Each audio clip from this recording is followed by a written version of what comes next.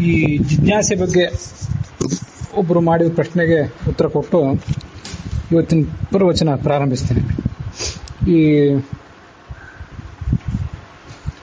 ಓಂಕಾರವನ್ನು ಸೂತ್ರದ ಆದಿಯಲ್ಲಿ ಮತ್ತು ಅಂತ್ಯದಲ್ಲಿ ಬಳಸುವುದು ಮತ್ತು ಅದು ಸೂತ್ರದ ಅರ್ಥದಲ್ಲಿ ಪ್ರವಿಷ್ಟ, ಹೀಗೆಲ್ಲ ಏನು ಮಾಹಿತಿ ಬಂದಿದೆ ಅದು ಗುರುವರ್ಥ ದೀಪಿಕಾದಲ್ಲಿ ಇದೆ ಅಂಥೇಳಿ ಹರಿವರ್ಧನ ಪುರಾಣಿಕರು ಹೇಳಿದ್ದು. ಗುರುವರ್ಥ ದೀಪಿಕಾ ಇಲ್ಲಿ ನನ್ನ ಹತ್ರನೂ ಪುಸ್ತಕದ ಇಲ್ಲಿಲ್ಲ. ಇದನ್ನು ಕೇಳಿದವರು ಯಾರು ವಿದ್ವಾಂಸರು ನೀವೇ ಅದನ್ನು ಹುಡುಕಿ ತೆಗೆದುಕೊಂಡ್ರೆ ಮತ್ತು ನೀವೇ ಅದನ್ನು ನನಗೆ ಕಳಿಸಿದರೆ ನನಗೆ ಉಪಯೋಗ ಆಗ್ತದೆ ಅಷ್ಟೆ. ಇಲ್ಲದಿದ್ದರೆ ನಾನೇ ಆ ಕಡೆಯಲ್ಲಿ ಬಂದಾಗ ಆ ಗುರುವರ್ಥ ದೀಪಿಕಾದಲ್ಲಿ ಅದನ್ನು ನೋಡ್ತೇನೆ. ಮತ್ತು ಓಂಕಾರ ಸೂತ್ರದ ಆದ್ಯಂತದಲ್ಲಿ ಇದ್ದು ಅದು ಅರ್ಥದಲ್ಲಿ ಪ್ರವೇಶ ಕಾಣ್ತದೆ ಅಂತ ಹೇಳಿದ ಮಾತೇನಿದೆ ಅದು ಈಗಾಗಲೇ ಹೇಳಿದಂತೆ ವ್ಯಾಸರಾಜರ ವ್ಯಾಖ್ಯಾನಕ್ಕೂ ಮತ್ತು ವಾದಿರಾಜ ಸ್ವಾಮಿಗಳ ವ್ಯಾಖ್ಯಾನಕ್ಕೂ ಈಗ ಒಂದು ಭಿನ್ನಾಭಿಪ್ರಾಯ ಇರುವಂತೆ ಕಾಣಿಸ್ತದೆ. ಆದ್ದರಿಂದ ಸಹಜವಾಗಿ ವಿದ್ವಾಂಸರಲ್ಲೂ ಕೂಡ ಭಿನ್ನಾಭಿಪ್ರಾಯ ಇರುವಂತೆ ಕಾಣಿಸ್ತದೆ. ನನಗೆ ಆ ಸಂದರ್ಭದಲ್ಲಿ ಪುರಾಣಿಕರು ಹೇಳಿದ್ದು ಹೆಚ್ಚು ಮನವರಿಕೆ ಆಯಿತು, ಅರ್ಥದಲ್ಲಿ ಕೂಡ ಅದು ಪ್ರವೇಶ ಕಾಣಬೇಕು ಅಂತೇಳಿ. ಆದ್ದರಿಂದ ಅದನ್ನು ಒಪ್ಪಿದೆ ಅಷ್ಟೆ. ಮತ್ತು ಆಮೇಲೆ ಕೆಲವರು ವಿದ್ವಾಂಸರು ಇದು ಹೀಗೆ ಉಚಿತ ಆಗೋದಿಲ್ಲ, ಮೊದಲನೇ ಸೂತ್ರಕ್ಕೆ ಮಾತ್ರ ಅರ್ಥದಲ್ಲಿ ಪ್ರವೇಶ, ಎರಡನೇ ಸೂತ್ರದಿಂದ ಮುಂದೆ ಅದು ಕೇವಲ ನಿಯಮದಲ್ಲಿ ಪ್ರವೇಶ, ಓಂಕಾರವನ್ನು ಆ ಕಡೆ ಈ ಕಡೆ ಹಾಕಬೇಕು ಅಂತನ್ನೋದು ಕೇವಲ ನಿಯಮದಲ್ಲಿ ಪ್ರವೇಶ ಅಷ್ಟೇ, ಅರ್ಥದಲ್ಲಿ ಪ್ರವೇಶ ಏನಿಲ್ಲ.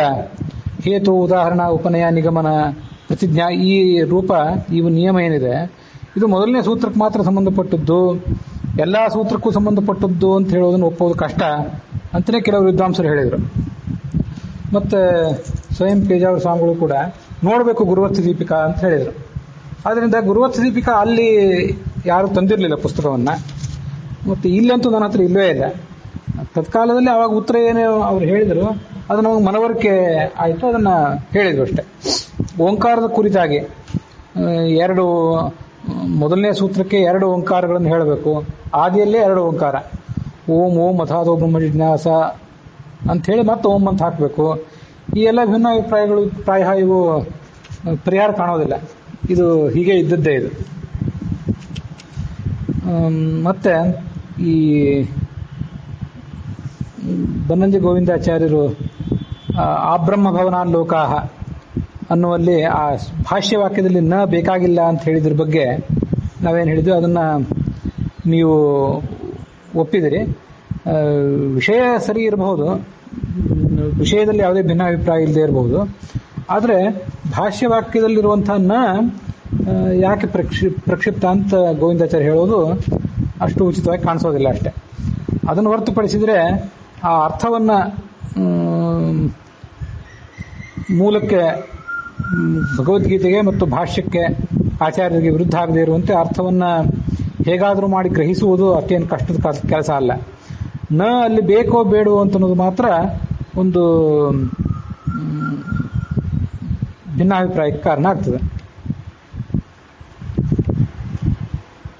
ಈ ಬುಧ ಮತ್ತು ಚಂದ್ರ ಪರಾಶರ ಸತ್ಯವತಿಯರ ವಿವಾಹದ ಚರ್ಚೆ ನಡೆದಾಗ ಅಲ್ಲಿ ಒಬ್ಬರು ಆಚಾರ್ಯರು ಶ್ರೀನಿಧಿ ಆಚಾರ್ಯ ಪ್ಯಾಟಿ ಅನ್ನುವರು ಬುಧ ಮತ್ತು ಚಂದ್ರನ ಬಗ್ಗೆನೂ ಕೂಡ ಪ್ರಸ್ತಾವ ಮಾಡಿದರು. ಚಂದ್ರನಿಂದ ತಾರೆಯಲ್ಲಿ ಹುಟ್ಟಿದ ಬುಧ ಆ ಪ್ರಕರಣವನ್ನು ಇಟ್ಕೊಂಡು ತಾರೆ ಕೂಡ ಕನ್ಯಾ ಆಗಬೇಕಾದಿತ್ತು ಅಂತ ಹೇಳಿದರು ಅಂತ ಹೇಳಿದ್ನಲ್ಲ ನಾನು.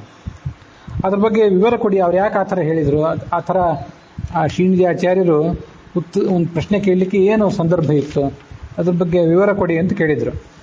ಪ್ರಾಯ ನಾನು ಆವತ್ತಿನ ಪ್ರಶ್ನೆಯಲ್ಲಿ ಅದ್ರ ಬಗ್ಗೆ ಹೆಚ್ಚು ವಿವರ ಕೊಟ್ಟಿಲ್ಲೇನೋ. ನೋಡಿ, ಅಲ್ಲಿ ಗುರುಗಳು ಪೇಜಾವರ ಸ್ವಾಮಿಗಳು ಏನು ಹೇಳಿದರು ಅಂದರೆ, ಈ ಪರಾಶರ ಸತ್ಯವತಿ ಅವರಿಬ್ಬರ ನಡುವೆ ಮದುವೆ ಆಗಿತ್ತು, ಮದುವೆ ಆದ್ಮೇಲೂ ಕೂಡ ಅವಳನ್ನು ಕನ್ಯೆ ಅಂತ ಯಾಕೆ ಹೇಳಿದರು, ಮತ್ತು ಆ ಕನ್ಯಾ ಪುತ್ರ ವೇದವ್ಯಾಸ ಅಂತ ಹೀಗೆಲ್ಲ ಯಾಕೆ ಹೇಳಿದರು ಅಂತಂದರೆ, ಆ ಸತ್ಯವತಿಯನ್ನು ಮತ್ತೆ ಶಂತನು ಮದುವೆ ಮಾಡ್ಕೊಳ್ಬೇಕಾಗಿದೆ. ಶಂತನು ಮದುವೆ ಮಾಡಿಕೊಂಡು ಅಲ್ಲಿ ಮುಂದೆ ಪಾಂಡವರ ವಂಶ ಇತ್ಯಾದಿ ಮುಂದುವರಿಬೇಕಾಗಿದೆ. ಈ ಪಾಂಡವರ ವಂಶಕ್ಕೆ ಮತ್ತು ಕುರುವಂಶಕ್ಕೆ ಒಂದು ಪಾವಿತ್ರ್ಯ ಬರಬೇಕಾದ್ರೆ ಅವಳನ್ನು ಕನ್ಯೆ ಅಂತಲೇ ಹೇಳಬೇಕು, ಅದು ಶಾಸ್ತ್ರದ ಉದ್ದೇಶ ಅಂತ ಅವರು ಆರ್ಗ್ಯೂ ಮಾಡಿದರು ಸ್ವಯಂ ಪೇಜಾವರ ಸ್ವಾಮಿಗಳು ಮತ್ತು ಉಳಿದ ವಿದ್ವಾಂಸರು. ಆಗ ಶ್ರೀನಿಧಿ ಆಚಾರ್ಯ ಏನು ಪ್ಯಾಟಿಯವರು ಏನು ಆರ್ಗ್ಯೂ ಮಾಡಿದ್ರು ಅಂದರೆ, ಪಾಂಡವರ ವಂಶ ಕೌರವರ ವಂಶ, ಒಟ್ಟಾರೆ ಕುರುವಂಶಕ್ಕೆ ಪಾವಿತ್ರ್ಯ ಬೇಕು. ಆ ಪಾವಿತ್ರ್ಯ ಎಲ್ಲ ಈ ಮೂಲ ಪುರುಷನಾದ ಶಂತನು ಮತ್ತು ಶಂತನುವಿನ ಪತ್ನಿಯಿಂದ ಬರಬೇಕು. ಅದಕ್ಕಾಗಿ ಸತ್ಯವತಿಗೆ ಈ ಹಿಂದೆ ಪರಾಶರ ಜೊತೆ ಮದುವೆ ಆಗಿದ್ರೂ ಕೂಡ ಅವಳನ್ನ ಕುಮಾರಿ ಅಂತ ಹೇಳುವ ಅಗತ್ಯ ಇದೆ ಶಾಸ್ತ್ರಕ್ಕೆ ಅಂತ ನೀವು ಹೇಳಿದ್ರಿ. ಹಾಗಾದರೆ ಈ ಕೌರವ ಪಾಂಡವರ ಮೂಲ ವಂಶ ಇದೆಲ್ಲಿಂದ ಪ್ರಾರಂಭ ಕಂಡದ್ದು ಅಂದರೆ ಚಂದ್ರನಿಂದ ಬೃಹಸ್ಪತಿಯ ಪತ್ನಿ ತಾರೆಯಲ್ಲಿ ಬುಧ ಹುಟ್ಟಿದೆ. ಚಂದ್ರ ಒಂದು ರಾಜಸೂಯ ಯಾಗನೋ ಅಶ್ವಮೇಧ ಯಾವುದನೋ ಯಾಗ ಮಾಡಿದ ಅಂತ ಎಲ್ಲ ಒಂದು ಕಡೆ ಇದೆ. ಮಾಡಿದಾಗ ಎಲ್ಲ ದೇವತೆಗಳೆಲ್ಲ ಅಲ್ಲಿ ಬಂದಿದ್ರು. ಅವಭೃತ ಸ್ಥಾನದಲ್ಲಿ ಚಂದ್ರನ ಪ್ರಶಂಸೆ, ಚಂದ್ರನ ವೈಭವ ಇದನ್ನೆಲ್ಲ ನೋಡಿ ಬೃಹಸ್ಪತಿಯ ಪತ್ನಿ ತಾರೆ ಕೂಡ ಅವನಿಗೆ ಮನಸೋತ್ಲು. ಅವನೇನಲ್ಲಿ ಬಲಾತ್ಕಾರ ಮಾಡಲಿಲ್ಲ.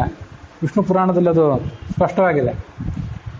ಆವಾಗ ಆ ಚಂದ್ರ ಬೃಹಸ್ಪತಿ ತಾರೆಯನ್ನ ಎಷ್ಟೋ ದಿವಸ ತನ್ನ ಹತ್ರ ಇಟ್ಕೊಂಡು ಬಿಟ್ಟಿದ್ದ. ಅಲ್ಲಿ ಹುಟ್ಟಿದವನೇ ಈ ಬುಧನಿಂದ ಮುಂದೆ ಇಳ, ಅವಳು 6 ತಿಂಗಳು ಗಂಡು 6 ತಿಂಗಳು ಹೆಣ್ಣಾಗಿ ಬದುಕುವಂಥವಳು, ಸುದ್ಯುಮ್ನ ಅಂತ ಅವಳಿಗೆ ಹೆಸರು, ಮನುವಿನ ಮಗಳು. ಅವಳು ಹೆಣ್ಣಾಗಿದ್ದಾಗ ಆ ಬುಧನಿಂದ ಇಳಾಳಲ್ಲಿ ಪುರೂರವ ಹುಟ್ಟುತ್ತಾನೆ.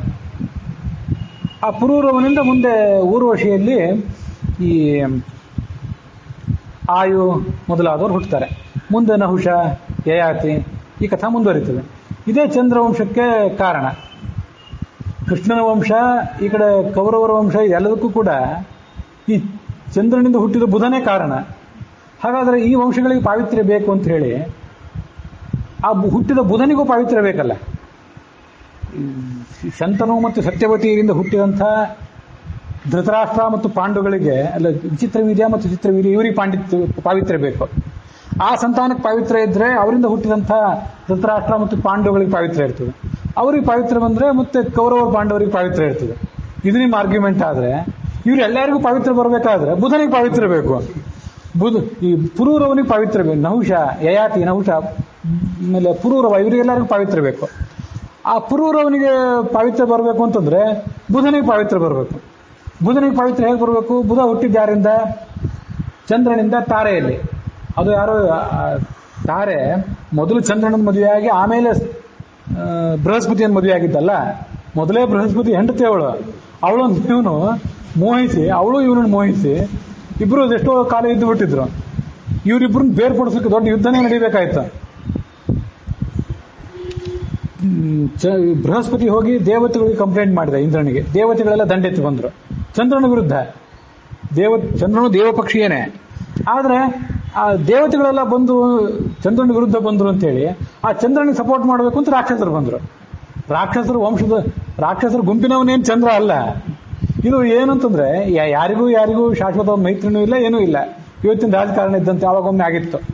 ಅಂದ್ರೆ ಇಷ್ಟು ತುಚ್ಛವಾದಲ್ಲ, ಅವೆಲ್ಲ ತಾತ್ಕಾಲಿಕವಾದಂತಹ ರಾಗದ್ವೇಷಗಳಷ್ಟೇ. ಆದ್ರಿಂದ ಚಂದ್ರನ ಪರವಾಗಿ ರಾಕ್ಷಸರು ಬಂದರು, ಬೃಹಸ್ಪತಿ ಪರವಾಗಿ ದೇವತೆಗಳು ಬಂದರು, ಯುದ್ಧ ನಡೆಯೋದಿತ್ತು.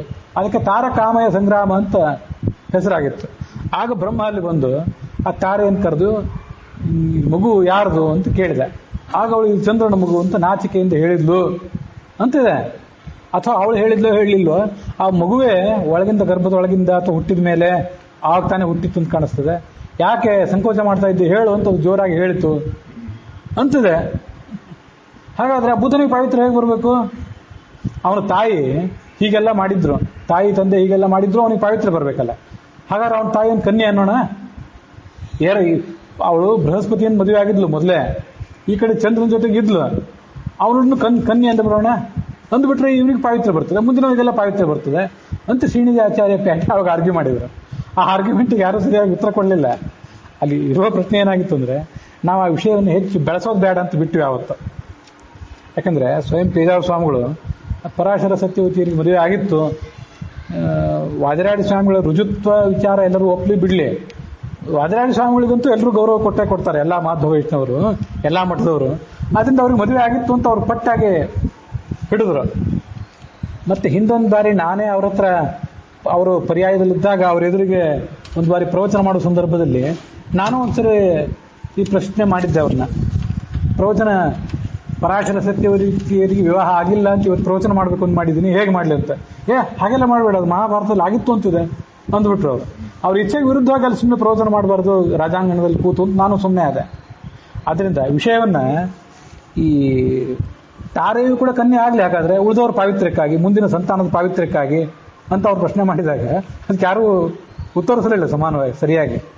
ವಾದಿರಾಜ ಸ್ವಾಮಿಗಳು ಹೇಳಿದ್ದಾರೆ, ಆಯ್ತು ಹಾಗಾದ್ರೆ ಇನ್ನು ಹೆಚ್ಚು ಅದನ್ನು ಲಂಬಿಸೋದು ಬೇಡ ಅಂತ ಬಿಟ್ಟು ಅಷ್ಟೇ. ಎಲ್ಲರೂ ಅವ್ರವ್ರ ಪಕ್ಷಕ್ಕೆ ಕಂಡುಕೋತಾರೆ. ಹೈವದನ ಪುರಾಣಿಕರು, ಶೇಷಗಿರಿ ಆಚಾರ್ಯರು, ಸುವಿದ್ಯೇಂದ್ರ ಸ್ವಾಮಿಗಳು ಇವರೆಲ್ಲ ಒಂದೇ ಪಕ್ಷದವರು, ಮದುವೆ ಆಗಿತ್ತು ಅಂತನೋರು. ಗೋವಿಂದಾಚಾರ್ಯರು ಮತ್ತು ಇನ್ನು ನಮ್ಮಂಥವ್ರು ಕೆಲವರು ಮರಿ ಪುಢಾರಿಗಳು ಇದ್ದಂಗೆ ಮರಿ ಪಂಡಿತರು ಅಂತ ಕೆಲವರು ಇರ್ತಾರಲ್ಲ ಅಂತ ನಮ್ಮಂಥವ್ರು ಕೆಲವರು, ಆಗಿಲ್ಲ ಅಂತನೋರು. ಇನ್ನೂ ಕೆಲವರು ಎಷ್ಟೋ ಜನ ಇದ್ದಾರೆ. ಅದರೊಳಗೆ ಈ ಶ್ರೀನಿಧಿ ಆಚಾರ್ಯರೊಬ್ಬರು, ಶ್ರೀನಿಧಿ ಆಚಾರ್ಯ ಪ್ಯಾಟಿ ಒಬ್ಬರು. ನನಗೆ ಬೇಸರ ಆಗೋದೇನು ಅಂತಂದರೆ, ಸುಮ್ಮನೆ ಮಹಾಭಾರತದಲ್ಲಿದೆ ಅಂತ ಎಲ್ಲರೂ ಘಂಟಾಘೋಷವಾಗಿ ಹೇಳ್ತೀರಿ. ಅದು ನಾನು ಹಿಂದೆ ಹೇಳಿದ್ದೀನಿ ನಿಮಗೆ ಎಷ್ಟೋ ಸರಿ. ಮಹಾಭಾರತದಲ್ಲಿ ಏನಿದೆ ಅಂತ ನೋಡಿದ್ದೀರಾ? ಆ ಕಥೆ ಎಷ್ಟು ಕಲಸ ಮೇಲೋಗರ ಆಗಿದೆ. ಒಂದ್ಸರಿ ಪರಾಶರ ಸತ್ಯವತಿಯಿಂದ ವೇದವ್ಯಾಸ ಹುಟ್ಟಿದ, ಎಲ್ಲ ಗ್ರಂಥಗಳನ್ನು ರಚನೆ ಮಾಡಿದ ಅಂತ ಇಡೀ ಆ ವಿಷಯವನ್ನೆಲ್ಲ ಹೇಳಿ, ವೇದವ್ಯಾಸ ಗ್ರಂಥವನ್ನೆಲ್ಲ ರಚನೆ ಮಾಡಿದ ಅಂತ ಹೇಳಿ, ಮುಂದೆ ಪರಾಶರ ಇದ್ದಕ್ಕಿದ್ದಂತೆ ಧ್ಯಾನಮಗ್ನರಾದರು. ನನ್ನ ವಂಶಕ್ಕೆ ಪಾವಿತ್ರ್ಯ ಬರೋದು ಹೇಗೆ? ಆದ್ದರಿಂದ ನಾನು ಮದುವೆ ಮಾಡ್ಕೋಬೇಕಲ್ಲ ಅಂತ ಆಲೋಚನೆ ಮಾಡಿದ್ರು. ಆವಾಗ ಅವ್ರಿಗೆ ಮದುವೆ ಮಾಡಿಸ್ಕೊಡ್ಲಿಕ್ಕೆ ಯಾರ್ಯಾರೋ ಬಂದ್ರಲ್ಲಿ ಅಂತ ಈ ಕಥೆ ಮತ್ತೆ ಇದೆ. ಇದು ಎಷ್ಟು ಅಸ್ತವ್ಯಸ್ತ ಆಗಿದೆ ಅಂದರೆ ನಾನು ಇದನ್ನು ಬೇಕಾದ ಸರಿ ಹೇಳಿದ್ದೇನೆ. ಆದರೆ ಕೆಲವರು ಆ ಚರ್ಚೆಯಲ್ಲಿ ಭಾಗವಹಿಸುವ ಕೆಲವರಿಗೆ ಈ ವಿಷಯವೇ ಗೊತ್ತಿರೋದಿಲ್ಲ. 2 ಸರಿ ಕಥೆ ಬಂದಿದೆ. ಒಂದು ಸರಿ ಕಥೆ ಮುಗಿದ ಮೇಲೆ ಮತ್ತೊಂದು ಸರಿ ಅದು ಪ್ರಾರಂಭ ಕಂಡಿದೆ. ಅದರಿಂದ ಅದು ಪ್ರಕ್ಷಿಪ್ತ ಅಂತ ಕಾಣಿಸ್ತದೆ. ಅದು ನೋಡಿ ಅಂದರೆ ನೋಡೋ ತಾಳ್ಮೆನೂ ಎಷ್ಟೋ ಜನರಿಗಿಲ್ಲ. ಕಾರ್ಯಕ್ರಮ ಒಂದು ದೊಡ್ಡ ಕಾರ್ಯಕ್ರಮ, ಮೊದಲು ಸ್ವಾಗತ ಭಾಷಣ, ವಂದನಾರ್ಪಣೆ ತನಕ ಎಲ್ಲ ಆದಮೇಲೆ ಇದ್ದಕ್ಕಿದ್ದಂಗೆ 1 ನಿಮಿಷ ತಡೀರಿ ಮತ್ತೆ ಕಾರ್ಯಕ್ರಮ ಪ್ರಾರಂಭ ಮಾಡೋರು ಇದ್ದೀವಿ ಅಂತ ಹೇಳಿದಷ್ಟು ಆಭಾಸ ಹಾಸ್ಯಾಸ್ಪದವಾಗಿದೆ ಈ ಕಥೆ. ಇದನ್ನ ಯಾರೂ ನೋಡ್ಲಿಕ್ಕೆ ಹೋಗೋದಿಲ್ಲ. ಸುಮ್ಮನೆ ಅಲ್ಲಿ ನಿಂತ್ಕೊಂಡು ಎಲ್ಲರೂ ಜೋರಾಗಿ ಕೂಗ್ತಿರ್ತಾರೆ, ಮಹಾಭಾರತದಲ್ಲಿದೆ ಮಹಾಭಾರತದಲ್ಲಿದೆ ಅಂತ. ಇಲ್ಲಿ ಕೂಗಾಡೋದೇ ಪಂಡಿತರ ಲಕ್ಷಣ. ನಾವು ಕೂಗಾಡ್ತಾನೆ ಇರ್ತೇವೆ. ಅದು ಇರಲಿ, ಅದೇನೇ ಇರಲಿ, ಅದರಿಂದ ನಾವು ಅದನ್ನ ಹೆಚ್ಚು ಲಂಬಿಸಲಿಲ್ಲ. ಶ್ರೀನಿಧಿ ಆಚಾರ್ಯ ಪ್ಯಾಟಿಯವರು ಆ ಬುಧನ ಕಥೆ ಹೇಳಿ ತಾರೆಯೂ ಕನ್ಯೆ ಆಗಬೇಕು ಅಂತ ಪ್ರಸ್ತಾವ ಮಾಡಲಿಕ್ಕೆ ಇದು ಕಾರಣ. ನಾನು ಬಹಳ ವಿಸ್ತೃತವಾಗಿ ಈಗ ಅದನ್ನೆಲ್ಲ ಹೇಳ್ತಿಲ್ಲ, ಕೇಳಿದ್ರಿ ಅಂತ ಮತ್ತೆ ಹೇಳಿದೆ ಅಷ್ಟೆ.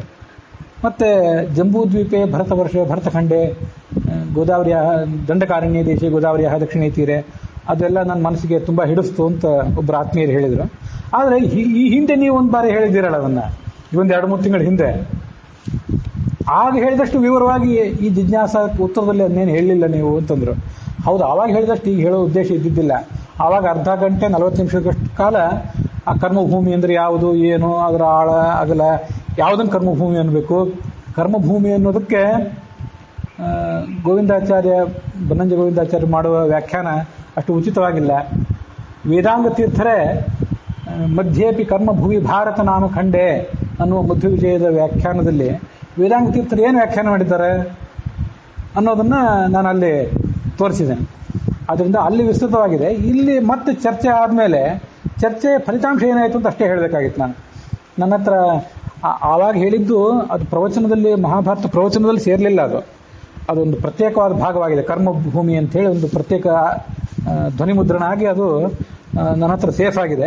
ಮತ್ತೊಮ್ಮೆ ಯಾವಾಗಾದ್ರು ಪ್ರವಚನದಲ್ಲಿ ಹೇಳೋ ಸಂದರ್ಭ ಬಂದಾಗ ನಾನು ಅದನ್ನು ಹೇಳ್ತೇನೆ, ಇಲ್ಲ ಅಂತಲ್ಲ. ಆದರೆ ಅದನ್ನ ಇನ್ನೂ ಪ್ರವಚನದಲ್ಲಿ ಯಾಕೆ ಸೇರಿಸಿಲ್ಲ ಅಂದರೆ, ಪ್ರವಚನದಲ್ಲಿ ಹೇಳುವ ಪ್ರಸಂಗ ಆಗ ಬಂದಿರಲಿಲ್ಲ. ಮತ್ತೆ ನಾನು ಆವತ್ತು ಹೇಳುವಾಗ ಒಬ್ಬೊಬ್ಬರು ವಿದ್ವಾಂಸರನ್ನ ಕೇಳಿ ಹೇಳಿದ್ದೆ, ಆದರೂ ಒಮ್ಮೆ ಚರ್ಚೆ ನಡೀಲಿ. ಚರ್ಚೆ ನಡೆದ ಮೇಲೆ ಎಲ್ಲ ವಿದ್ವಾಂಸರು ಏನು ಅಭಿಪ್ರಾಯ ಪಡ್ತಾರೆ ಅದನ್ನು ನೋಡಿ ಇನ್ನು ಹೇಳಲಿಕ್ಕೆ ತೊಂದರೆ ಇಲ್ಲ ಅಂತ ನಾನು ಅದನ್ನು ಪ್ರವಚನದಲ್ಲಿ ಸೇರಿಸಲಿಲ್ಲ. ಆಗ ಬೇಜಾವರ ಸ್ವಾಮಿಗಳು ನಾನು ಅಲ್ಲಿ ಹೇಳಿದ ಎಲ್ಲ ಅಂಶಗಳನ್ನು, ಮೊದಲು ಇಡೀ ಭೂಮಂಡಲವೇ ಕರ್ಮಭೂಮಿಯಾಗಿತ್ತು. ಆದರೆ ಮುಂದೆ ಕರ್ಮಭೂಮಿ ಅಂತಲೂ ಸಂಕುಚಿತ ಆಗ್ತಾ ಹೋಯಿತು. ಅಲ್ಲಿ ನಮ್ಮ ಸನಾತನ ಧರ್ಮದ ಪಾಲನೆಗೆ ಅನುಕೂಲ ಇಲ್ಲ ಅನ್ನೋ ಕಾರಣಕ್ಕಾಗಿ. ಆದ್ದರಿಂದ ಈಗಿರೋ ಭರತಖಂಡ ಮಾತ್ರ ಈಗ ಕರ್ಮಭೂಮಿ ಆಗಿದೆ. ಮೊದಲು ಕರ್ಮಭೂಮಿ ಅದೆಲ್ಲ ಆಗಿತ್ತು. ಈಗ ಪಾಕಿಸ್ತಾನ, ಬಾಂಗ್ಲಾದೇಶದಂಥ ಭೂಮಿಗಳನ್ನು ನಾವು ಕಳ್ಕೊಂಡಿದ್ದೇವೆ. ಅಲ್ಲಿಯೂ ನಮಗೆ ಅನುಕೂಲಕರವಾದ ವಾತಾವರಣ ಇಲ್ಲಲ್ಲ ಈಗ. ಆದ್ದರಿಂದ ಈಗದು 50-60 ವರ್ಷದಲ್ಲೇ ಮತ್ತೆ ಕರ್ಮಭೂಮಿ ಅನ್ನೋದು ಸಂಕುಚಿತ ಆಗಿದೆ ಅಂತ ಅನ್ನೋದನ್ನು ನಾನು ಅಲ್ಲಿಯೂ ಹೇಳಿದೆ ಸ್ವಾಮಿಗಳ ಎದುರಿಗೆ. ಅವರು ನನ್ನ ಅಭಿಪ್ರಾಯಗಳನ್ನು ಒಪ್ಕೊಂಡ್ರು. ಇನ್ನು ಮುಂದೆ ಮತ್ತೊಮ್ಮೆ ಯಾವಾಗಾದ್ರೂ ಪ್ರವಚನದಲ್ಲಿ ಹೇಳ್ತೇನೆ. ಆದ್ದರಿಂದ ಜಿಜ್ಞಾಸ ಸೆಮಿನಾರ್ನಲ್ಲಿ ಆ 1ನೇ ಭಾಗದಲ್ಲಿ ನಾನು ಅದನ್ನು ವಿವರವಾಗಿ ಯಾಕೆ ಹೇಳಲಿಲ್ಲ ಅಂದರೆ, ಹಿಂದೆ ಹೇಳಿದ್ದೆ, ಅದರಿಂದ ಬಿಟ್ಟಿದ್ದೆ. ನೀವು ಕೂಡ ಅದನ್ನು ಒಪ್ಪಿದ್ದೀರಿ ಅಂತಲೂ ಬಹಳ ಸಂತೋಷದ ವಿಷಯ. ಮತ್ತು ಇದನ್ನು ನೀವು ಕೂಡ ಅಂತ ಅನ್ನೋದನ್ನು ನಾನು ಒಬ್ಬರು ನಿರ್ದಿಷ್ಟ ಆತ್ಮೀಯರು ಜಿಜ್ಞಾಸೆ ಏನಿಲ್ಲ ಸೆಮಿನಾರ್ದೆಲ್ಲ ಕೇಳಿ ಏನು ಉತ್ತರ ಕೊಟ್ಟರು ಅವ್ರಿಗೆ ಹೇಳ್ತಿದ್ದೇನೆ. ಅದನ್ನು ಗ್ರೂಪಿನವ್ರಿಗೆ ಎಲ್ಲರಿಗೂ ಕೂಡ ಕಳಿಸ್ತಾ ಇದ್ದೇನೆ. ನಮಾತ ನಪಿತಾ ತಸ್ಯ, ನಾನು ಆ ಭಗವಂತನ ಬಿಂಬತ್ವ, ನಮ್ಮ ಪ್ರತಿಬಿಂಬತ್ವ, ಇದೆಲ್ಲ ಮತ್ತೆ ಉಪಾಧಿತ್ವ, ಇವೆಲ್ಲ ಪಾರಿಭಾಷಿಕ ಅಂತ ಸ್ವಾಮಿಗಳೇನು ಹೇಳಿದ್ರಲ್ಲ, ಆ ಸ್ವಾಮಿಗಳು ಅದನ್ನು ಸೂತ್ರ ರೂಪವಾಗಿ ಹೇಳಿದರು. ನೀವು ಅದನ್ನು ಹೆಚ್ಚು ವಿಸ್ತೃತವಾಗಿ ಹೇಳಿದ್ದೀರಿ ಭಾಗವತದಲ್ಲಿರೋದನ್ನು. ಮತ್ತು ಭಾಗವತ ತಾತ್ಪರ್ಯದಲ್ಲಿ ಬಂದಂತೆ ಅಲೌಕಿಕತ್ವ ನೋ ವಿಷ್ಣು ನಿರುಕ್ತೋ ನೋ ನಿರೂಪಿತ. ಭಗವಂತ ಅಲೌಕಿಕ ಆದ್ದರಿಂದ ಅವನು ಬಿಂಬ ಅನ್ನುವ ಸಂಗತಿ ಮಾತ್ರ ಅಲ್ಲ, ಅವನ ತಂದೆ ತಾಯಿ ಗಂಡ ಹೆಂಡತಿಯನ್ನು ಯಾವ ಸಂಗತಿಯನ್ನು ಕೂಡ ನಿರೂಪಣೆ ಮಾಡ್ಲಿಕ್ಕೆ ಬರೋದಿಲ್ಲ. ನಾವು ಹೇಳಿದ ಅರ್ಥದಲ್ಲಿ ಅವನು ಲೌಕಿಕ ಅರ್ಥದಲ್ಲಿ ಬಿಂಬನೂ ಅಲ್ಲ, ಲೌಕಿಕ ಅರ್ಥದಲ್ಲಿ ಅವನು ತಂದೆ ತಾಯಿನೂ ಅಲ್ಲ ಅನ್ನೋದನ್ನು ನೀವು ತುಂಬ ಚೆನ್ನಾಗಿ ಹೇಳಿದಿರಿ. ನನಗೆ ಬಹಳ ಮನಸ್ಸಿಗೆ ಅದು ಹಿಡಿಸ್ತು ಅಂತ ಹೇಳಿದಿರಿ. ನನಗದರಿಂದ ಮನಸ್ಸು ತುಂಬಿ ಬಂದಿದೆ. ಕಾರಣ ಏನು ಅಂತಂದರೆ, ನೀವು ನಿಮ್ಗೆ ಆ ವಿಷಯ ಎಲ್ಲ ಬಹಳ ಚೆನ್ನಾಗಿ ಹೊಳೆದಿದೆ.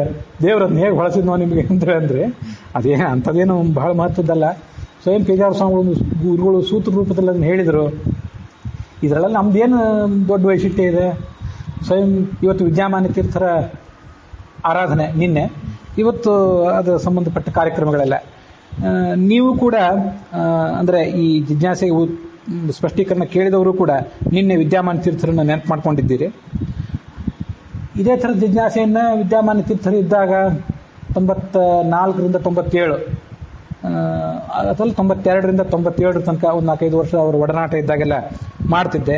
ಎಷ್ಟೋ ಸರಿ ಅವ್ರು ಏನು ಯಾವ ತಾರೀಕಿನ ದಿವಸ ಏನು ಹೇಳಿದ್ದಾರೆ ಅಂತ ಅನ್ನೋದ್ರಲ್ಲೂ ಬರೆದಿಟ್ಟಿದ್ದೇನೆ. ಇವತ್ತು ಕೂಡ ನನ್ನ ಡೈರಿಯಲ್ಲಿ ಅದಿದೆ. ಮತ್ತು ಈ ಓಂಕಾರದ ಬಗ್ಗೆ ಕೂಡ ಅವ್ರನ್ನ ಕೇಳಿದ್ದೆ ನಾನು. ಅನೇಕ ವಿಷಯಗಳು ಕೆಲವನ್ನೆಲ್ಲ ಆ ಸುಧಾ ಓದುವಾಗ ಏನು ಟಿಪ್ಪಣಿ ಮಾಡಿಟ್ಟಿದ್ದೆ ಅವೆಲ್ಲ ಇವತ್ತಿಗೂ ಸುರಕ್ಷಿತ ಇವೆ, ಎಲ್ಲಿ ಹೋಗಿಲ್ಲ. ಆದರೆ ಅವೆಲ್ಲ ಎಲ್ಲಿದೆಯೋ ಗೊತ್ತಿಲ್ಲ. ಈಗ ಯಾರಿಗೂ ಸುಧಾ ಪಾಠ ನಾನು ಹೇಳ್ತಿಲ್ಲ. ಎಲ್ಲೋ ಯಾವ್ಯಾವುದೋ ಫೈಲ್ನಲ್ಲಿ ನಾನು ಯಾವುದನ್ನು ಬಿಸಾಕಿಲ್ಲ, ಇವೆ. ಅವ್ರು ಹೇಳಿದ ಎಷ್ಟೋ ವಿಷಯಗಳನ್ನ ಕೆಲವೊಂದು ಬರೆದಿಟ್ಟಿದ್ದೇನೆ. ಒಂದು ಸಮಸ್ಯೆ ಏನಾಗ್ತಿತ್ತಂದರೆ, ನಮ್ಮ ಗುರುಗಳು ಪೇಜಾವರ ಸ್ವಾಮಿಗಳಿಗೆ ಸಂಚಾರದ ಒತ್ತಡದಿಂದಾಗಿ ಈ ಎಲ್ಲ ವಿಷಯಗಳನ್ನು ನಮ್ಮ ಎದುರಿಗೆ ಕೂತ್ಕೊಂಡು ವಿಸ್ತೃತವಾಗಿ ಸಮಾಧಾನದಿಂದ ಕೇಳಿ ಹೇಳಲಿಕ್ಕೆ ಸಮಯ ಇರ್ತಿರ್ಲಿಲ್ಲ ಅವರಿಗೆ. ಆದ್ದರಿಂದ ನಾವು ಅವ್ರ ಗುರುಗಳಾದಂಥ ನಮ್ಮ ಪರಮ ಗುರುಗಳಾದ ವಿದ್ಯಾಮಾನ್ಯ ತೀರ್ಥರ ಹತ್ರ ಹೋಗ್ತಿದ್ದೆವು. ಅವರು ಅದನ್ನು ದಿವಸ ನಮ್ಮನ್ನು ನಿರೀಕ್ಷೆ ಮಾಡ್ತಾ ಕೂತಿರ್ತಿದ್ರು, ಯಾಕೆ ಬರಲಿಲ್ಲ ಇನ್ನೂ ಅಂತೇಳಿ. ಅದನ್ನೆಲ್ಲ ಇವತ್ತು ನೆನಪು ಮಾಡ್ಕೊಳ್ಬೇಕು ಅನ್ನಿಸ್ತಿದೆ, ಮಾಡ್ಕೊಂಡಿದ್ದೇನೆ. ಹಾಗೆ ವಿದ್ಯಾಮಾನ್ಯ ತೀರ್ಥರು, ಪೇಜಾವರ ಸ್ವಾಮಿಗಳು, ಬನ್ನಂಜ ಗೋವಿಂದಾಚಾರ್ಯರು, ಶೇಷಗಿರಿ ಆಚಾರ್ಯರು, ಮತ್ತು ಹೇವದನ ಪುರಾಣಿಕರು, ಶ್ರೀ ಎಚ್ ಶ್ರೀನಿವಾಸಮೂರ್ತಿ ಆಚಾರ್ಯರು, ಇಂಥವ್ರು ಕೆಲವು ಹೆಸರುಗಳನ್ನ ಇಲ್ಲಿ ಹೇಳಿದ್ದೇನೆ, ಇಲ್ಲಂತಲ್ಲ. ಇನ್ನೂ ಅನೇಕ ಬಾರಿ ವಿದ್ಯಾಸಿಂಹಾಚಾರ್ಯರು, ಸತ್ಯಾತ್ಮ ತೀರ್ಥರ ಹತ್ರನೂ ಕೂಡ 1-2 ಬಾರಿ, ಭಾಳ ಸರಿ ಅವ್ರ ಹತ್ರ ಹೋಗ್ಲಿಕ್ಕಾಗಿಲ್ಲ, ಜಿಜ್ಞಾಸೆ ನಡೆಸಿದ್ದಿದೆ. ಸಮಾಜದಲ್ಲಿ ದೊಡ್ಡ ದೊಡ್ಡ ಯತಿಗಳಿದ್ದಾರೆ, ದೊಡ್ಡ ದೊಡ್ಡ ವಿದ್ವಾಂಸರಿದ್ದಾರೆ, ಅವ್ರನ್ನೆಲ್ಲ ಕೇಳಿ ಹೇಳ್ತಿರ್ತೀವಿ. ಇದರಲ್ಲಿ ನಮ್ದೇನು ವೈಶಿಷ್ಟ್ಯ ಇದೆ. ಆದರೂ ಕೆಲವು ಬಾರಿ ಅವ್ರು ಹೇಳಿದ್ದನ್ನು ಹಿಗ್ಗಿಸಿ ಹೇಳ್ತೇವೆ. ಅಂಥವ್ರ ಆಶೀರ್ವಾದ ನಮ್ಮ ಮೇಲೆ ಇರಲಿ ಅಂತ ಕೇಳ್ಕೊಳ್ತೇವೆ ಅಷ್ಟೆ. ಮತ್ತು ಈ ಅರ್ಯಮ ಅಂತನ್ನೋದು ಕೂಡ ದ್ವಾದಶಾದಿತ್ಯರಲ್ಲಿ ಬಂದ ಅರ್ಯಮ ಅಲ್ಲ. ಅರ್ಯಮ ಅಂದರೆ ಯಮದೇವತೆ. ಅದನ್ನು ನೀವು ಕೂಡ ಒಪ್ಕೊಂಡಿದ್ದೀರಿ. ಈ ಪಾಪಯೋನಯ ಅಂತನ್ನೋದ್ರ ಬಗ್ಗೆ ಒಂದು ಸ್ಪಷ್ಟೀಕರಣ ಮತ್ತೆ ನಾನು ಆಮೇಲೆ ಕೊಡ್ತೇನೆ ಇನ್ನೊಂದ್ಸರಿ. ನಿಮ್ಮ ಮಾತಿನಲ್ಲೇ ಆ ಪಾಪಯೋನಯ ಅಂತನ್ನೋದೊಂದು ಪ್ರತ್ಯೇಕವಾದ ಶಬ್ದ ಅಂತ ಗೊತ್ತಾಗ್ತಾ ಇಲ್ಲ. ಪಾಪಯೋನಯ ಅಂತನ್ನೋದು ವಿಶೇಷ ಅಂತ ನೀವು ಹೇಳ್ತಾ ಇದ್ದೀರಿ. ನಿಮ್ಮ ಧ್ವನಿಯಲ್ಲಿ ಅದು ವಿಶೇಷಣವಾಗಿ ಕಾಣ್ತಾ ಇದೆಯಲ್ಲ ಅಂತ ಕೇಳಿದ್ದೀರಿ. ನಾನು ಮತ್ತೊಂದು ಸರಿ ಆ ಶ್ಲೋಕದ ಪೂರ್ವ ಅಪರ ಪ್ರಾಯ ಈ ವಿಷಯ ಇನ್ನೊಂದು ಬಾರಿ ಜಿಜ್ಞಾಸೆಯಲ್ಲಿ ಬರಬಹುದು. ವ್ಯಾಸಮುನಿ ಆಚಾರ್ಯರು ವಿದ್ಯಾಪೀಠದ ಅಧ್ಯಾಪಕರಿಗೆ ಅದು ಇನ್ನೂ ಸಮಾಧಾನ ಕಂಡಿಲ್ಲ. ಸ್ವಯಂ ಪೇಜಾವರ ಸ್ವಾಮಿಗಳು ಅದನ್ನು ನನ್ನ ವ್ಯಾಖ್ಯಾನ ಒಪ್ಪಿದರೂ ಕೂಡ ಅವರು ಇನ್ನೂ ಸಮಾಧಾನ ಪಟ್ಟಿಲ್ಲ. ಆದ್ದರಿಂದ ಮತ್ತೊಂದು ಸರಿ ಅವರನ್ನು ಅಲ್ಲಿ ತರೋರಿದ್ದಾರೆ ಅಂತ ಕಾಣಿಸ್ತದೆ. ನಾನು ಆವಾಗಲೇ ಅದನ್ನು ಹೇಳುವ ಪ್ರಯತ್ನ ಮಾಡ್ತೇನೆ. ಕೊನೆಯದಾಗಿ ಒಂದು ಸೈಕಲ್ ಹುಚ್ಚರು ಮತ್ತು ಉನ್ಮತ್ತರು, ವಿಧಾನಸೌಧ ಮಾರ್ಲಿಕ್ಕೆ ಹೊರಟರು ಉನ್ಮತ್ತರು, ಅವ್ರ ಬಗ್ಗೆ ಜೋಕ್ ಹೇಳಿದ್ದೀರಿ. ಇದನ್ನು ಸಭೆಯಲ್ಲೂ ಹೇಳಿದ್ದೀರಾ ಅಂತ ಕೇಳಿದ್ರು ಅವರು. ಅವರು ತಮಾಷೆಯಾಗೆ ಕೇಳಿದರು. ಅಲ್ಲ, ಸಭೆಯಲ್ಲಿ ಹಾಗೆಲ್ಲ ಹೇಳಲಿಲ್ಲ ನಾನು. ವಸ್ತುತಃ ಅಂಥ ಜೋಕ್ಗಳನ್ನ ನಾನು ಸಾಮಾನ್ಯವಾಗಿ ಪ್ರವಚನದಲ್ಲೂ ಹೇಳೋದಿಲ್ಲ, ಪ್ರವಚನದ ಗಾಂಭೀರ್ಯ ಮೇಂಟೈನ್ ಮಾಡಲಿಕ್ಕೆ. ಆದರೆ ಈ ಸೆಮಿನಾರ್ 1, 2, 3, 4 ಇವತ್ತು 5th ಪಾರ್ಟ್ ಏನಿದೆ, ಇದು ಒಂದು ರೀತಿ ಸ್ವಲ್ಪ ಹರಟೆಗಳನ್ನು ಒಳಗೊಂಡದ್ದು. ಆದ್ದರಿಂದ ಆ ಜೋಕ್ಗಳಲ್ಲಿ ಹೇಳ್ತಿದ್ದೇನೆ. ಆದರೆ ಆ ಜೋಕಿಗೊಂದು ತಾತ್ವಿಕವಾದ ಅರ್ಥನೂ ಇದೆ ಅಂತ ನನಗೆ ಮೇಲಿನ ಮೇಲೆ ಮನಸ್ಸಿಗೆ ಮುಟ್ತಾ ಇರ್ತದೆ. ಆದ್ದರಿಂದ ಅಲ್ಲೇನು ಹೇಳಲಿಲ್ಲ, ಸುಮ್ಮನೆ ಇಲ್ಲಿ ಪ್ರವಚನದಲ್ಲೂ ಕೂಡ ಹೇಳೋದಿಲ್ಲ. ಇದು ಒಂದು ರೀತಿ ಹರಟೆ, ಒಂದಿಷ್ಟು ವಿಷಯನೂ ಎಲ್ಲವನ್ನೂ ಒಳಗೊಂಡದ್ದಾದ್ರಿಂದ ನಿಮ್ಮ ಎದುರಿಗೆ ಹೇಳಿದ್ದೇನೆ. ಮತ್ತೆ ಕೊನೆಯದಾಗಿ ಒಂದು ಗಂಭೀರವಾದ ಪ್ರಶ್ನೆ ನೀವು ನಮ್ಮನ್ನು ಕೇಳಿದ್ದೀರಿ. ನಿಮ್ಮ ಮಾತುಗಳನ್ನು ಕೂಡ, ಪ್ರವಚನ ಮಾಡುವ ನಿಮ್ಮ ಅಂದರೆ ಪಾಂಡುರಂಗಿಯವ್ರ ಮಾತುಗಳನ್ನು ಕೂಡ ಎಲ್ಲವನ್ನೂ ತೂಗಿ ನೋಡಬೇಕು ಅಂತೀರಿ. ಹಾಗಾದರೆ ನಾವು ಇದನ್ನೆಲ್ಲವನ್ನೂ ನಂಬಬಾರ್ದಾ? ನಿಮ್ಮ ಮಾತುಗಳನ್ನೇ ತೂಗಿ ನೋಡಬೇಕು ಅಂತ ನೀವೇ ಅಪೇಕ್ಷೆ ಪಡೋದಾದರೆ ಅದು ಹೇಗೆ? ಮತ್ತೆ ನಮಗೆ ಯಾವುದಾದ್ರೂ ಒಂದು ವಿಷಯದಲ್ಲಿ ದೃಢವಾದ ಜ್ಞಾನ ಇದ್ದಾಗ ನಾವು ಅದನ್ನು ಇನ್ನೊಬ್ಬರಿಗೆ ದೃಢವಾಗಿ ಹೀಗೆ ಮಾಡಿ ಅಂತ ಹೇಳಬೇಕಲ್ವಾ? ಇನ್ನೊಬ್ಬರ ಮೇಲೆ ನಾವು ಅದನ್ನು ಹೇರಬಾರ್ದು ಅಂತ ಹೀಗೆಲ್ಲ ಅಪೇಕ್ಷೆ ಪಡ್ತೀರಿ. ಅದ್ರ ಬಗ್ಗೆ ಮತ್ತಷ್ಟು ಸ್ಪಷ್ಟೀಕರಣ ನೀವು ಕೊಡಲೇಬೇಕು ಅಂತ ಕೇಳಿದ್ದೀರಿ. ಅದು ಏನು ಅಂತಂದರೆ, ನಿಮಗೆ ನಿಜ ಹೇಳಬೇಕಂದ್ರೆ ಇದು ನನ್ನ ಜೀವನಾನುಭವ. ಯಾಕೆ ಹಾಗೆ ಹೇಳ್ತಿದ್ದೀನಿ ಅಂದರೆ, ನಾನು ಎಲ್ಲ ವ್ಯಕ್ತಿಗಳನ್ನೂ ಇಲ್ಲಿ ಹೇಳಲಿಕ್ಕೆ ಹೋಗೋದಿಲ್ಲ. ಲೌಕಿಕ ವಿಷಯವೇ ಆಗಲಿ ಅಲೌಕಿಕ ವಿಷಯವೇ ಆಗಲಿ, ಜನ ಕೇವಲ ತಾವು ಹೇಳಿದಂತಲೇ ಆಗಬೇಕು, ಧರ್ಮ ಅರ್ಥ ಕಾಮ ಮೋಕ್ಷಗಳನ್ನೆಲ್ಲವನ್ನೂ ತಮ್ಮ ಮೂಗಿನ ನೇರಕ್ಕೆ ವ್ಯಾಖ್ಯಾನಿಸೋದು. ಇದನ್ನು ನೋಡಿ ಕೆಲವು ಬಾರಿ ಅದ್ರ ಬಿಸಿ ನನಗೂ ತಟ್ಟಿ ನನಗೆ ಬೇಸರ ಆಗಿದೆ. ಇದು ವೈಯಕ್ತಿಕ ಅನುಭವ. ಆದ್ದರಿಂದ ನಾನು ಏನು ಮಾಡ್ತಿದ್ದೀನಿ ಅಂತಂದರೆ, ಯಾವ ವಿಷಯವನ್ನು ಇನ್ನೊಬ್ಬರ ಮೇಲೆ ಹೇರ್ತಿಲ್ಲ. ಇದು ನನ್ನ ಅನುಭವದಿಂದ, ನನ್ನ ಚರ್ಯೆಯ ಮೇಲೆ ಆಗಿರುವಂಥ ಒಂದು ಪರಿಣಾಮ. ಅದೆಲ್ಲವನ್ನು ನಾನು ಇಲ್ಲಿ ವಿಸ್ತೃತವಾಗಿ ಹೇಳಲಿಕ್ಕೆ ಹೋಗೋದಿಲ್ಲ, ಬೇಡ, ಅದರ ಅಗತ್ಯವೂ ಇಲ್ಲ. ಯಾಕಂದರೆ ನಿಮ್ಮ ಸಮಯ ಅಮೂಲ್ಯವಾಗಿದೆ ಅಂತಂದರೆ ಯಾವುದೋ ವ್ಯರ್ಥವಾದ ವಿಷಯಗಳು ನಿಮ್ಮ ಎದುರು ನಾನು ಹೇಳ್ತಾ ಕೂತ್ಕೊಳ್ಳೋದು ಬೇಡ. ಆದರೆ ಒಂದು ವಿಷಯ, ಈ ಪರಾಶರ ಸತ್ಯವತಿಯರಿಗೆ ಮದುವೆ ಆಗಿಲ್ಲ ಅಂತಲೇ ನಾನು ದೃಢವಾಗೇ ನಂಬಿದ್ದೇನೆ. 100% ಅಲ್ಲ, 200% ನಂಬುತ್ತೇನೆ. ಆದರೆ ನನ್ನ ಅಭಿಪ್ರಾಯ ಕೇಳಿ ನೀವು ಪ್ರಭಾವಿತರಾಗಬೇಕಾಗಿಲ್ಲ. ನೀವು ನಿಮ್ಮದೇ ಆದ ಅಭಿಪ್ರಾಯವನ್ನು ರೂಢಿಸ್ಕೊಳ್ಳಿಕ್ಕೆ ನೀವು ಸ್ವತಂತ್ರರಿದ್ದೀರಿ ಅಂತ ನಾನು ಮೊದಲಿಂದ ಹೇಳ್ತಾ ಇದ್ದೀನಿ. ಯಾಕೆ ಹೀಗೆ ಹೇಳ್ತಿದ್ದೀನಿ ಅಂದರೆ, ಇದಕ್ಕೂ ಕೂಡ ನನ್ನ ಅನುಭವನೇ ಕಾರಣ. ಇಲ್ಲದೆ ಹೋದರೆ ಅನೇಕ ಕಡೆ ನಾವೊಂದು ಯಾವುದೋ ವಿಷಯವನ್ನು ಹೇಳಿ ಇದನ್ನು ಒಪ್ಪದೇ ಇದ್ದವರೆಲ್ಲ ಮೂರ್ಖರು ಅಂತ ನಾವು ಹೇಳ್ತಾ ಹೋದರೆ, ಅನೇಕ ಕಡೆ ನಾನು ಇದನ್ನು ಗಮನಿಸಿದ್ದೀನಿ. ಜನಸಾಮಾನ್ಯರು ಇದನ್ನೆಲ್ಲ ಹೇಗೆ ಹೇಳಬೇಕೋ ಗೊತ್ತಿಲ್ಲ, ಆದರೂ ಹೇಳದೆ ವಿಧಿ ಇಲ್ಲ. ರಾಜಕಾರಣಿಗಳಿಗೆ ಅಭಿಮಾನಿ ವರ್ಗ ಇದೆ, ಸಿನಿಮಾ ನಟರಿಗೆ ಅಭಿಮಾನಿ ವರ್ಗ ಇದೆ, ಕ್ರೀಡಾಪಟುಗಳಿಗೆ ಅಭಿಮಾನಿ ವರ್ಗ ಇದೆ, ಪ್ರವಚನಕಾರರಿಗೂ ಸಂಗೀತಕಾರರಿಗೂ ಕೂಡ ಇತ್ತೀಚೆಗೆ ಅಭಿಮಾನಿ ವರ್ಗಗಳು ಹುಟ್ಕೋತಾ ಇದೆ. ಪ್ರತಿಯೊಬ್ಬರು ಸುತ್ತಲೂ ಒಂದೊಂದು ವೃತ್ತ, ಒಂದೊಂದು ವರ್ತುಲ, ಸರ್ಕಲ್ ಹುಟ್ಕೋತಾ ಇದೆ. ಹಾಗೆಲ್ಲ ಹುಟ್ಟಿಕೊಂಡು ಇವರು ನಾವು ಹೇಳಿದ್ದೆಲ್ಲವೂ ಸತ್ಯ ಅಂತ ನಂಬುವ ಒಂದು ವರ್ಗ ಸೃಷ್ಟಿಯಾಗೋದು ನನಗೆ ಬೇಕಾಗಿಲ್ಲ. ಅದು ಅಪಾಯಕಾರಿ. ವೈಯಕ್ತಿಕವಾಗಿ ನನ್ನ ಬೆಳವಣಿಗೆ ದೃಷ್ಟಿಯಿಂದಲೇ ಅದು ಅಪಾಯಕಾರಿ. ಆಮೇಲೆ ಕೊನೆಗೆ ನನ್ನನ್ನು ಯಾರು ಪ್ರಶ್ನೆ ಮಾಡಿದರೆ ನನಗೆ ಸಿಟ್ಟು ಬರೋದು, ಇವರೆಲ್ಲ ದುರುದ್ದೇಶದಿಂದ ನಾನು ಪ್ರಶ್ನೆ ಮಾಡ್ತಿದ್ದಾರೆ ಅಂತ ನನಗನ್ಸೋದು. ಆಮೇಲೆ ಯಾರು ಪ್ರಶ್ನೆ ಮಾಡಲಿಕ್ಕೆ ಹೆದರೋದು, ಬಿಡಪ್ಪ ಅವ್ರನ್ನ ಸುಮ್ಮನೆ ಕೇಳೋದು ಬೇಡ, ಅವ್ರೇನು ಪ್ರವಚನ ಮಾಡ್ತಾರೆ ಅಷ್ಟು ಕೇಳಿ ದೂರ ಹೋಗಿಬಿಡೋಣ ಅನ್ನಿಸ್ತಾ ಹೋದರೆ ಸತ್ಯ ಭ್ರಷ್ಟಾಗಿ ಹೋಗ್ತದೆ. ನಾನು ಅನೇಕ ಉದಾಹರಣೆಗಳೆಲ್ಲ ಹೇಳಿದ್ದೇನೆ ಈ ಹಿಂದೆನೆ. ಹಾಗಾಗೋದು ಬೇಡ ಅಂತ ಅಷ್ಟೇ ನನ್ನ ಕಾಳಜಿ. ನನ್ನ ಅಭಿಪ್ರಾಯ ನಿಮಗೆ ಸರಿ ಕಂಡ್ರೆ ನೀವು ಅದನ್ನು ಒಪ್ಪಬಹುದು, ಒಪ್ಪಿ. ನಾನು ದೃಢವಾಗಿ ಹೇಳ್ತೇನೆ ಅನೇಕ ವಿಷಯಗಳನ್ನ. ಕೆಲವು ವಿಷಯಗಳ ಬಗ್ಗೆ ಇದ್ರ ಬಗ್ಗೆ ಇನ್ನೂ ಆಲೋಚನೆ ಮಾಡಬೇಕಾಗಿದೆ ಅಂತ ಹೇಳ್ತೇನೆ. ಈಗ ನೋಡಿ, ಈ ಜಂಬೂದ್ವೀಪ, ಭರತವರ್ಷ, ಭರತಖಂಡ, ಇದ್ರ ಬಗ್ಗೆ ನನಗೇನೂ ಇವತ್ತು ವಿವಾದ ಉಳಿದಿಲ್ಲ. ಒಬ್ಬಿಬ್ಬರು ಮಹಿಳೆಯರು, ಪುರುಷರು ಅವರು ಕೂಡ ಫೋನ್ ಮಾಡಿ ಆ ಸಂಕಲ್ಪವನ್ನು ಹೇಗೆ ಮಾಡಬೇಕು ಅಂತ ಇನ್ನೊಂದ್ಸರಿ ಹೇಳಿ ನಮಗೆ, ನಾವು ತಿದ್ಕೋತೀವಿ ಅಂತ ತಿದ್ಕೊಂಡಿದ್ದಾರೆ. ಮತ್ತು ನಾನು ಅರಿಯಮ ಅಂದರೆ ದ್ವಾದಶಾದಿತ್ಯರಲ್ಲಿ ಒಬ್ಬ ಅಲ್ಲ, ಪಿತೃದೇವತೆ, ಅದನ್ನು ಪುಸ್ತಕದಲ್ಲಿ ತಿದ್ಕೊಳ್ಳಿ ಅಂತ ದೃಢವಾಗೇ ಹೇಳಿದ್ದೇನೆ. ಕನ್ನಡದ ಅನುವಾದವೇ ಇರಲಿ, ಇಂಗ್ಲೀಷ್ ಅನುವಾದವೇ ಇರಲಿ, ಅದನ್ನು ತಿದ್ಕೊಂಡ್ಬಿಡಿ. ಯಾಕಂದರೆ ಅದು ಪ್ರಮಾದದಿಂದ ಸರಿಯಾಗಿ ಆಲೋಚನೆ ಮಾಡದೆ ಅನುವಾದ ಮಾಡಿದ್ದದು. ಅದು ಈಗ ಹಿರಿಯ ವಿದ್ವಾಂಸರೆಲ್ಲ ಅಲ್ಲಿ ಒಪ್ಪಿದ ಮೇಲೆ ಹೀಗೆ ತಾಮ್ರಪರ್ಣಿ ಶ್ರೀನಿವಾಸ ಆಚಾರ್ಯರ ವ್ಯಾಖ್ಯಾನ, ಅದು ಭಾಗವತ ತಾತ್ಪರ್ಯಕ್ಕೆ 11ನೇ ಸ್ಕಂದದಲ್ಲಿ, ಭಾಗವತ ಮತ್ತು ಭಾಗವತ ತಾತ್ಪರ್ಯಕ್ಕೆ ಅಷ್ಟೆಲ್ಲ ಕಂಡ ಮೇಲೆ ಅದನ್ನು ತಿದ್ಕೊಳ್ಳಿ ಅಂತಲೇ ಹೇಳಿದ್ದೇನೆ. ಕೆಲವು ವಿಷಯಗಳನ್ನ ಹೇಳ್ತೇನೆ, ಇಲ್ಲ ಅಂತಲ್ಲ. ಆದರೂ ಕೆಲವು ವಿಷಯದ ಬಗ್ಗೆ ದೈಹಿಕ ಶೋಷಣೆಗಿಂತ ಬೌದ್ಧಿಕ ಶೋಷಣೆ, ಬೌದ್ಧಿಕ ಸರ್ವಾಧಿಕಾರ, ಬೌದ್ಧಿಕ ದಬ್ಬಾಳಿಕೆ, ಬೌದ್ಧಿಕ ಭಯೋತ್ಪಾದನೆ ಹೆಚ್ಚು ಭಯಂಕರವಾದದ್ದು ಅಂತ ನನ್ನ ಆಲೋಚನೆ ಯಾವತ್ತೂ ಕೂಡ.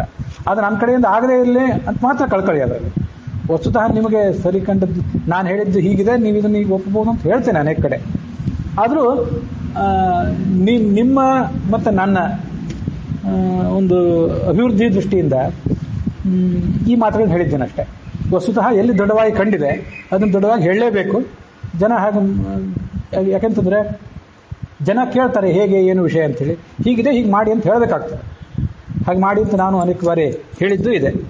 ಇದು ನನ್ನ ಸ್ಪಷ್ಟೀಕರಣ. ಇನ್ನು ಪಾಪ ಯೋನಿ ಅನ್ನೋದ್ರ ಬಗ್ಗೆ ಒಂದು ಮಾತ್ರ ಇನ್ನಷ್ಟು ಓದಿಯೇ ಮತ್ತೆ ಪ್ರಾಯ ಇನ್ನೊಂದು ಜಿಜ್ಞಾಸೆ ಆದಮೇಲೆ ಹೇಳ್ತೀನಿ ಅಂತ ತಿಳ್ಕೊಂಡಿದ್ದೇನೆ.